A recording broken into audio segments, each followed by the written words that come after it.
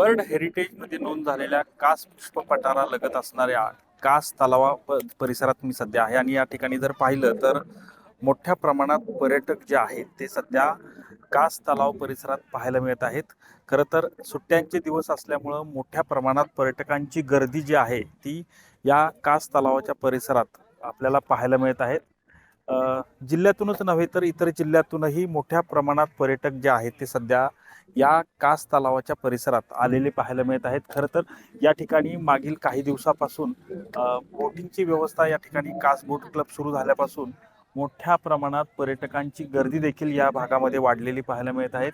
अनेक पर्यटक जे आहेत ते नौकाविहाराचा आनंद घेताना या कास तलावाच्या परिसरात आपल्याला पाहायला मिळत आहेत. आणि आता जर सध्या पाहिलं तर पर्यटकांची संख्या या ठिकाणी उन्हाळ्याच्या सुट्टीमुळं मोठ्या प्रमाणात या भागात आहे. खरं तर बाहेरच्या ठिकाणी मोठ्या प्रमाणात उन्हाची तीव्रता जास्त असल्यामुळे सध्या पर्यटक जे आहेत ते संध्याकाळच्या सुमारास कास तलाव परिसराला पसंती देताना आपल्याला पाहायला मिळत आहेत.